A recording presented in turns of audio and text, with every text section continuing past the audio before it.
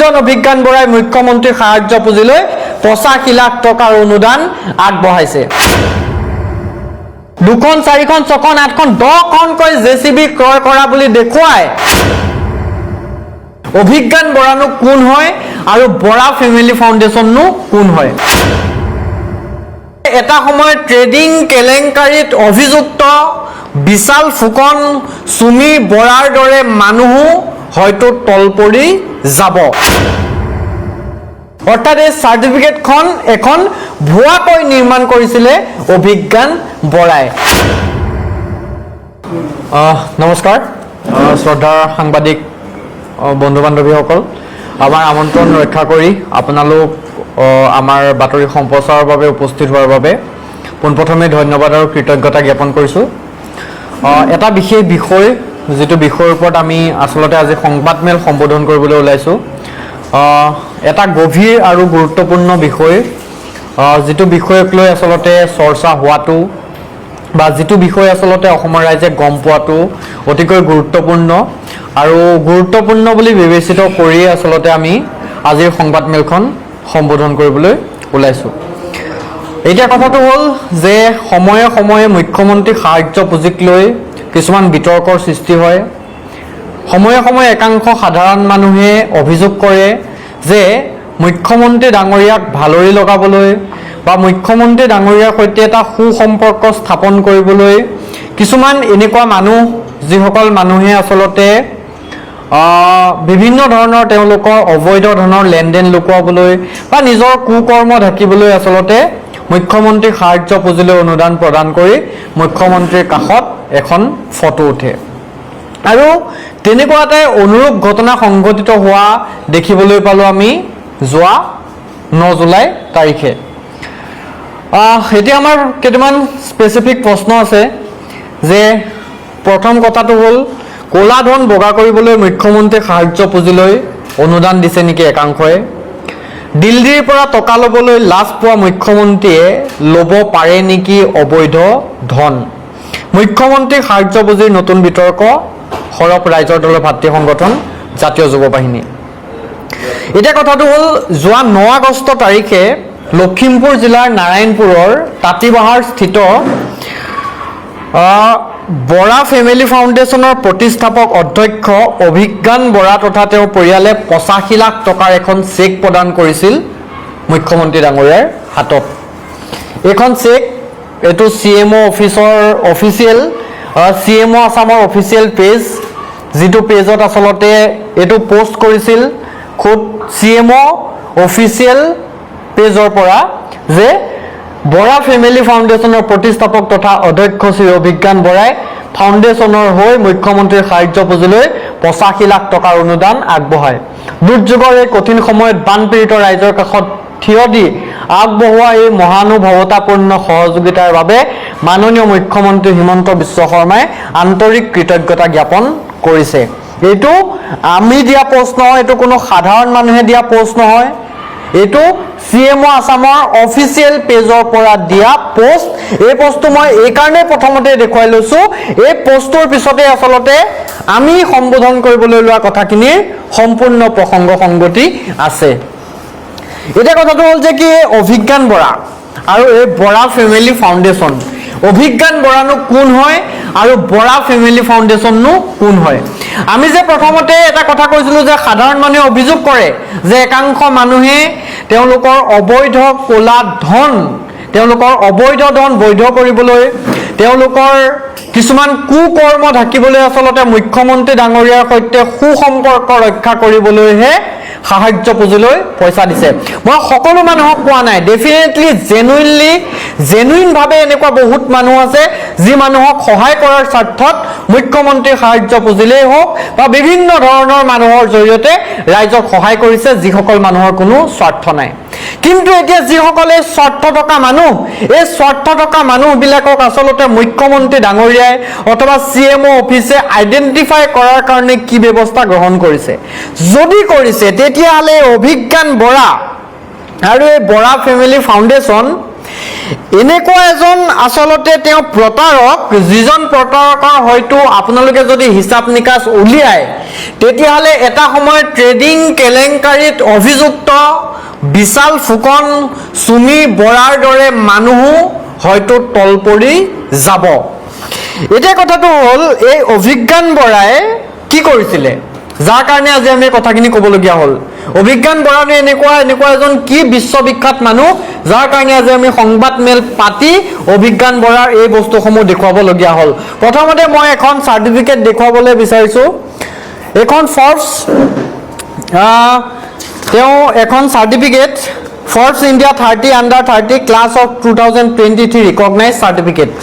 এইখন অভিজ্ঞান বৰাৰ চাৰ্টিফিকেট। অভিজ্ঞান বৰাই মেনশ্যন কৰিছিল, অভিজ্ঞান বৰাই দেখুৱাইছিল যে তেওঁ Forbes India 30 class of 2023 recognise চাৰ্টিফিকেটত তেওঁৰ নামটো আহিছে। কিন্তু আপুনি যদি ৱেবছাইটটো পৰীক্ষা কৰে ফৰ্বছৰ, তেতিয়াহ'লে দেখিব যে এই চাৰ্টিফিকেটখন এখন সম্পূৰ্ণ ভুৱা। অৰ্থাৎ এই চাৰ্টিফিকেটখন এখন ভুৱাকৈ নিৰ্মাণ কৰিছিলে অভিজ্ঞান বৰাই। এই চাৰ্টিফিকেটখন অভিজ্ঞান বৰাই কিয় ভুৱাকৈ নিৰ্মাণ কৰিবলগীয়া হৈছিলে? কাৰণ অভিজ্ঞান বৰা এজন মহা প্ৰতাৰক। অভিজ্ঞান বৰাই নহয়, অভিজ্ঞান বৰা এণ্ড বৰা ফাউণ্ডেশ্যন এজন প্ৰতাৰক নহয়, মহাপ্ৰবঞ্চক। বিভিন্ন মানুহক ভুৱা ইনভইচ আৰু ভুৱা আই কাৰ্ড দেখুৱাই বিগত 2 বছৰে লুণ্ঠন কৰি আহিছে এই অভিজ্ঞান বৰা নামৰ মানুহজনে। 2024 চনৰ জানুৱাৰী মাহত এখন ভুৱা ইনভইচৰ জৰিয়তে 5খনকৈ জেচিবি, এটা দিনত 5খনকৈ জেচিবি ক্ৰয় কৰা বুলি লুণ্ঠনৰ জাল পতা আৰম্ভ কৰিছিল এইজন অভিজ্ঞান বৰাই। এইখন জেচিবিৰ ইনভইচ, যিখন ইনভইচ আচলতে তেওঁ অভিজ্ঞান বৰাই মানুহক দেখুৱাইছিলে। এইটো ইউনিট নম্বৰ 38 থাৰ্ড ফ্ল'ৰ, চাৰ্চি tower, plot number 125B1, East Kolkata, Area Development Project 686, Anandapur, Kolkata, West Bengal 700107। এই এড্ৰেছটোৰ পৰা এটা দিনত 5খনকৈ জেচিবি ক্ৰয় কৰা বুলি দেখুৱাইছিল সেইজন অভিজ্ঞান বৰাই, যিজন অভিজ্ঞান বৰাই মুখ্যমন্ত্ৰীৰ সাহায্য পুঁজিলৈ 85 লাখ টকাৰ অনুদান আগবঢ়াইছে। আৰু আমি যেতিয়া তথ্য পাতি পৰীক্ষা কৰি চালো তেতিয়া দেখিলো যে এই ইনভইচখন এখন সম্পূৰ্ণ ভুৱা ইনভইচ। এই যিখন ইনভইচ, এই ইনভইচত থকা যিটো GST নাম্বাৰ, অভিজ্ঞান বৰাৰ এগেইনষ্টত যিটো GST নাম্বাৰ দিয়া আছে 17B726HJSY78M, এই যিটো GST নাম্বাৰ, এই GST নাম্বাৰটো এটা ভুৱা GST নাম্বাৰ। আপোনালোকে যদি GSTৰ অফিচিয়েল ৱেবছাইটত গৈ গুগল কৰি চাই তেতিয়াহ'লে দেখিব এই GST নাম্বাৰটো এটা ভুৱা।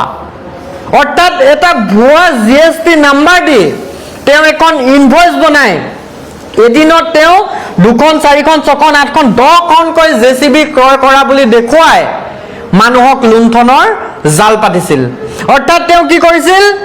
তেওঁ জেচিবি কিনিছো বুলি মানুহক দেখুৱাই মানুহৰ পৰা বিভিন্ন অবৈধ উপায়েৰে যে মই ট্ৰেডিং কৰি এই পইচাখিনি পাইছো, মই ট্ৰেডিং কৰি এই পইচাখিনি আনিছো, আৰু আপোনালোকেও মোক ধন দিয়ক, আপোনালোকে যদি মোক 10 লাখ টকা দিয়ে মই দুদিনত সেই 10 লাখ টকা 40 লাখ টকা দি আপোনালোকক ঘূৰাই দিম। কেৱল জেচিবিয়ে নহয়, সেই 21 জানুৱাৰী মাহৰে 1 তাৰিখে 2024 চনৰ 1 জানুৱাৰী তাৰিখে পুনৰ এখন ইনভইচ তেওঁ মানুহৰ মাজত প্ৰচাৰ কৰিছিল, তেওঁ বিভিন্নজন মানুহক দেখুৱাইছিল, আৰু তাতে তেওঁ লেণ্ড ৰভাৰ ডিফেণ্ডাৰ 110 5.0 পেট্ৰল V8 আৰু এনেকুৱা বিভিন্ন ধৰণৰ আচলতে 9খন, 9 2 11, 11 5 16খন লেণ্ড ৰভাৰ এদিনতে ক্ৰয় কৰা বুলি তেওঁ বিভিন্ন মানুহক দেখুৱাইছিল, আৰু দেখুৱাই তেওঁ আচলতে মানুহৰ পৰা টকা লুণ্ঠন কৰিছিল। আৰু তেওঁ এই যে টকাসমূহ পাইছো বুলি দেখুৱাইছে, এই টকাসমূহ সম্পূৰ্ণ তেওঁ ট্ৰেডিং কৰি পোৱা বুলি আচলতে দেখুৱাইছিলে। এতিয়া কথাটো হ'ল যে এই অভিজ্ঞান বৰা এণ্ড ফাউণ্ডেশ্যনে তেওঁলোকে এদিনতে যে এই লেণ্ড ৰভাৰ ক্ৰয় কৰিছে, এদিনতে যে এই আচলতে জেচিবিসমূহ ক্ৰয় কৰিছে গাঁৱৰ এজন সাধাৰণ মানুহ যিজন মানুহৰ এইবিলাক কথাৰ লগত কোনো প্ৰসংগ সংগতি নাই যিজন মানুহে এই কথাবিলাক নাজানে ডেফিনেটলি সুমি বৰা আৰু বিশাল ফুকনে যিদৰে জাল পাতিছিলে বা সুমি বৰা এণ্ড বিশাল ফুকন গেঙে যিদৰে জাল পাতিছিলে সেই একেখন জালে পাতিছিলে এই অভিজ্ঞান বৰা নামৰ ল'ৰাজনৰ বয়স 21 বছৰ 21 বছৰীয়া এজন ল'ৰাই যেতিয়া মুখ্যমন্ত্ৰী সাহায্য পুঁজিলৈ 85 লাখ টকা অনুদান আগবঢ়াব তেতিয়া ডেফিনেটলি প্ৰশ্নৰ সৃষ্টি হ'ব যে 21 বছৰত তেওঁ কোটিপতি কেনেকৈ হ'ল কাৰণ 85 লাখ টকা আগবঢ়াবলৈ মানুহজনৰ একাউণ্টত ল'ৰাটোৰ একাউণ্টত তেওঁলোকৰ ফাউণ্ডেশ্যনৰ একাউণ্টত ডেফিনেটলি কোটি টকা থাকিব লাগিব ডেফিনেটলি ইয়াত তেওঁলোকে ভুৱা ইনভয়েচলৈ কোটি টকাৰ ট্ৰানজেকশ্যন দেখুৱাইছে গতিকে এই মুখ্যমন্ত্ৰী সাহায্য পুঁজিলৈ আচলতে যেতিয়া পইচা আগবঢ়ালে তেতিয়া বিভিন্ন মানুহে আমাৰ লগত যোগাযোগ কৰিলে বিভিন্ন মানুহে আমাক ফোন কৰি ৰিকুৱেষ্ট কৰিলে যে এই ল'ৰাজনে আমাৰ পৰা ইমান পইচা লৈ থৈছে আমি যদি তেওঁ পইচা বিচাৰি যাওঁ আমাক ভয় খুৱায় ভাবুকি খুৱায় পুলিচৰ ওচৰলৈ যদি যাম বুলি কওঁ ওলোটাই আমাকহে পুলিচক লগাই পেলাই আমাক উঠাই দিম বুলি কয় আনকি এনেকুৱা বহু ঘটনা সংঘটিত হৈছে অভিজ্ঞান বৰাই যোন মানুহৰ পৰা পইচা লৈছিলে যিসকল মানুহে এতিয়া নাম প্ৰকাশ কৰিবলৈ ইচ্ছুক নহয় আপোনালোকে যদি লোকেল ৰিপৰ্টাৰ পঠিয়াই অকণমান খবৰ কৰে তেতিয়াহ'লে গ্ৰাউণ্ড জিৰ'ত যদি আপোনালোকে ইনভেষ্টিগেশ্যন কৰায় তেতিয়াহ'লে বস্তুটো গম পাব অভিজ্ঞান বৰাই যি মানুহৰ পৰা পইচা লৈছিলে সেই পইচা লোৱা মানুহে যদি অভিজ্ঞান বৰাক পইচা বিচাৰি যায় তেতিয়া ওলোটাই সেই মানুহজনৰ এগেইনষ্টতহে আকৌ অভিজ্ঞান বৰাই কেছ কৰে সেই মানুহজনৰ এগেইনষ্টতহে অভিজ্ঞান বৰাই আকৌ থানাত গৈ পুলিচ কেছ কৰে FIR ৰেজিষ্টাৰ কৰে আল্টিমেটলি ভয় খুৱায় প্ৰাকে প্ৰকাৰে ভয় খুৱায় যে মই পাৱাৰফুল মানুহ আনকি তেওঁ ঘৰত চিকিউৰিটি ৰাখি থয় যে মই এজন পাৱাৰফুল মানুহ তহঁতি যদি মোৰ এগেইনষ্টত কেছ দিবলৈ যাওঁ তেতিয়াহ'লে তহঁতৰহে অৱস্থা বেয়া হ'ব গতিকে সেই সাধাৰণ মানুহখিনি ইমান দিন মনে মনে বহি আছিলে আৰু ইণ্টাৰেষ্টিং কথা অভিজ্ঞান বৰাৰ দেউতাক পেছাত এজন মিউজিক জগতৰ লগত জড়িত ব্যক্তি আছিলে তেওঁ খুব সম্ভৱ মিজোৰামত এটা মিউজিক কোম্পানীত কাম কৰিছিলে প্ৰায় তেওঁ 60,000 মান টকা দৰমহা পাইছিলে এতিয়া 85 লাখ টকা ডনেট কৰিবলৈ সেই 60,000 টকা দৰমহা পোৱা মানুহজনে 80,000 টকা পোৱা দৰমহা পোৱা মানুহজনৰ কাৰণে 85 লাখ টকা ডনেট কৰাটো পচিবল নহয় নেকি নহয় ডেফিনেটলি যদি 85 লাখ টকা ডনেট কৰিছে কাৰণ এইটো CM অফিচিয়েল পেজে ধন্যবাদ দিছে যে 85 লাখ টকা ডনেট কৰিছে এই 85 লাখ টকাটো ক'ৰ পৰা আহিলে এই পইচাটো লিগেল নে ইলিগেল অভিজ্ঞান বৰা এনেকুৱা কি ব্যৱসায়ৰ লগত জড়িত হ'ল অভিজ্ঞান বৰা এনেকুৱা কি ট্ৰেডিং কৰিলে যে তেওঁ 2 বছৰৰ ভিতৰত যিজন ল'ৰাৰ হাতত 2 বছৰৰ আগলৈকে 2,000 টকা নাছিলে 2 বছৰৰ ভিতৰত তেওঁ এনেকুৱা কি ট্ৰেডিং কৰিলে এনেকুৱা কি ব্যৱসায়ৰ লগত জড়িত হ'ল যে 85 লাখ টকা তেওঁ CM ৰিলিফ ফাণ্ডলৈ দিবলগীয়া হ'ল যদি তেওঁ বৈধ টকা দিছে আমাৰ কোনো ক'বলগীয়া নাই কিন্তু এতিয়া তেওঁ যে এই সকলোবোৰে ভুৱা তেওঁ ইনভয়েচ ভুৱা তেওঁ ফৰ্বছৰ চাৰ্টিফিকেট ভুৱা ইতিমধ্যে স্থানীয় মানুহে কমপ্লেইন কৰিছে যে এই ল'ৰাজনে আচলতে আমাক এনেকে টুপি পিন্ধাই থৈছে গতিকে সেই মানুহজনে সেই ল'ৰাটোৱে 85 লাখ টকা যদি মুখ্যমন্ত্ৰী ৰিলিফ ফাণ্ডলৈ দিয়ে তেতিয়াহ'লে ডেফিনেটলি মানুহৰ মাজত প্ৰশ্নৰ সৃষ্টি হ'ব সাধাৰণ মানুহৰ অভিযোগ যে আজিৰ পৰা 2 বছৰৰ আগতে তেওঁ ককায়েক যিজন ককায়েকক আচলতে আপোনালোকে ফটোখনত দেখা পাব একেবাৰে আপোনাৰ বাওঁফালৰ পৰা প্ৰথমজন এই ককায়েকজন আচলতে বেংগালুৰুত আছিলে আৰু তাৰ পৰা ঘূৰাই আনিবলৈ তেওঁলোকৰ হাতত 5,000 টকা এটা নাছিলে ফ্লাইটৰ টিকেট কৰিবলৈ আৰু গাঁৱৰ মানুহৰ পৰা 5,000 টকা ধাৰলৈ লৈ তেওঁলোকে ককায়েকক ঘূৰাই আনিছিলে আৰু 2 বছৰৰ আগত যিটো ফেমিলি সেই অৱস্থা আজি 2 বছৰৰ পিছত তেওঁলোকৰ একাউণ্টত কেনেকৈ 85 লাখ টকা আহিলে 85 লাখ টকা দিবলৈ হ'লেতো একাউণ্টত 85 লাখ টকা থাকিলে গোটেই 85 লাখ টকাটো দি নিদিয়ে নিজৰ মাটি বাৰী সম্পত্তি বিক্ৰী কৰি দিও কোনো 85 লাখ টকা CM ৰিলিফ ফাণ্ডত বান সাহায্যৰ কাৰণে নিদিয়ে মানে এই গোটেই পইচাখিনি আমি সন্দেহ কৰিছোঁ যে এই গোটেই পইচাখিনি আচলতে মানুহক টুপি পিন্ধাই মানুহক প্ৰবঞ্চনা কৰি মানুহক প্ৰতাৰণা কৰি লোৱা পইচা আৰু এই প্ৰতাৰণা কৰি প্ৰবঞ্চনা কৰি লোৱা পইচা আজি CM ৰিলিফ ফাণ্ডত দিছে আৰু দি তেওঁ বাহ লৈছে আৰু সেই পোষ্টটোৱে আচলতে CM আসামৰ পৰা শ্বেয়াৰ কৰিছে ধন্যবাদ দি। এতিয়া কথাটো হ'ল যে ট্ৰেডিং কেলেংকাৰীত অভিযুক্ত যিসকল মানুহ আছিলে, চুমি বৰা, বিশাল ফুকন বা XYZ যিসকল মানুহ আছিলে, সেই মানুহসকলৰ বিৰুদ্ধে CBI, CID, আছাম পুলিচ সকলোৱে নিজাববীয়াকৈ গোচৰ ৰুজু কৰিছিলে। গোচৰ ৰুজু কৰি তেওঁলোকক গ্ৰেপ্তাৰ কৰিছিলে, জেললৈ প্ৰেৰণ কৰিছিলে, তেওঁলোকৰ বিৰুদ্ধে আজিও কেছ চলি আছে। কিন্তু এই আচলতে বিশাল ফুকন, এই আচলতে অভিজ্ঞান বৰাৰ নিচিনা আৰু হয়তো বহুত মানুহ আছে যি আইনৰ আওতাৰ পৰা বাচি গ'ল। তেওঁলোক কেনেকৈ বাচি যাবলৈ পালে? এই অভিজ্ঞান বৰা যি সময়ত বিশাল ফুকন, চুমি বৰা ট্ৰেডিং কেলেংকাৰীত ফচিলে, এই বিশাল ফুকন কিয় নফচিলে? এই বিশাল ফুকন কেনেকৈ বাচি যাবলৈ পালে? হয়তো তেওঁ কিছুমান মানুহৰ লগত, একাংশ প্ৰতিপত্তিশীল মানুহৰ লগত তেওঁ সুসম্পৰ্ক স্থাপন কৰি আছিলে।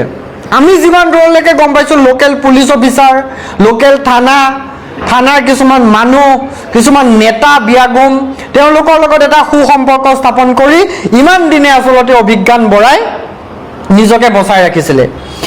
এতিয়া কথাটো হ'ল যে আমাৰ প্ৰশ্নটো হ'ল যে CMO অফিচৰ পৰা এজন মানুহক এপইণ্টমেণ্ট দিয়াৰ আগত বা CMO অফিচৰ পৰা এজন মানুহৰ পৰা 85 লাখ টকা অনুদান লোৱাৰ আগত তেওঁক ভেৰিফাই কৰা হয়নে নহয়? তেওঁ বেকগ্ৰাউণ্ড চেক কৰা হয়নে নহয়? যেতিয়া মুখ্যমন্ত্ৰী হিমন্ত বিশ্ব শৰ্মা ডাঙৰীয়াক লগ কৰিবলৈ এজন মানুহক এপইণ্টমেণ্ট দিয়ে CMO অফিচে, তেতিয়া সেই মানুহজনৰ বেকগ্ৰাউণ্ড চেক কৰে নে নকৰে? আৰু যদি কৰে, তেতিয়াহ'লে এনেকুৱা এজন প্ৰতাৰকে কিদৰে মুখ্যমন্ত্ৰীৰ হাতত 85 লাখ টকাৰ এখন চেক তুলি দিবলৈ বাধ্য হ'ল? কিদৰে আচলতে 85 লাখ টকাৰ এখন চেক তুলি দিব পাৰিলে? এই বস্তুটো আচলতে এতিয়া ৰহস্যৰ সৃষ্টি কৰিছে। আৰু ইণ্টাৰেষ্টিং কথাটো হ'ল, আমি অভিযোগ কৰি আছিলোঁ, বিভিন্ন মানুহে অভিযোগ কৰি আছিলে যে মই আগতে ক'লোৱেই যে মুখ্যমন্ত্ৰীৰ লগত এটা সুসম্পৰ্ক স্থাপন কৰিব লাগে। মুখ্যমন্ত্ৰীৰ লগত সুসম্পৰ্ক স্থাপন কৰিবলৈ তেওঁলোকে আচলতে এতিয়া এই যিজন অভিজ্ঞান বৰা বোলা মানুহজন, আমি শুনামতে তেওঁ বহুত লাখ লাখ টকা ফচি আছে ট্ৰেডিঙৰ। হয়তো তেওঁ সেই ট্ৰেডিঙৰ পইচাখিনি মুকলি কৰিব লাগে। তাৰ কাৰণে তেওঁ মুখ্যমন্ত্ৰীৰ লগত এটা সুসম্পৰ্ক স্থাপন কৰিব লাগে, বিজেপিৰ নেতা মন্ত্ৰীৰ লগত এটা সুসম্পৰ্ক স্থাপন কৰিব লাগে।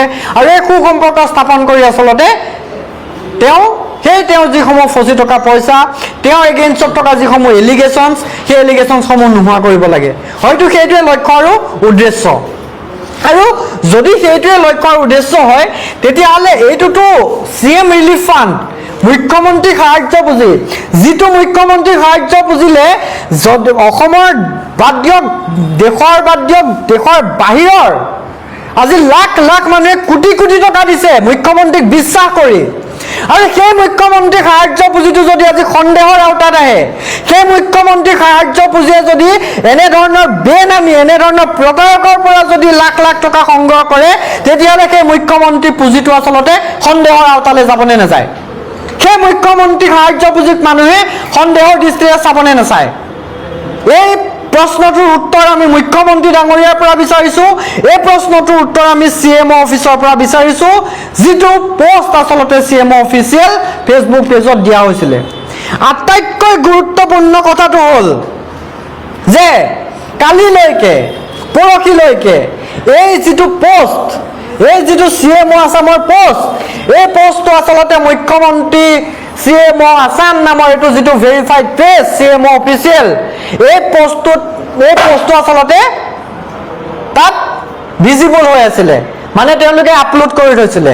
কিন্তু আজি যেতিয়া আমি সংবাদ মাধ্যম সম্বোধন কৰাৰ কথা, হয়তো তেওঁলোকৰ বহুত ইণ্টেল থাকে, তেওঁলোকে গম পায় যে এই বিষয়টোৰ সংবাদমেল সম্বোধন কৰিব।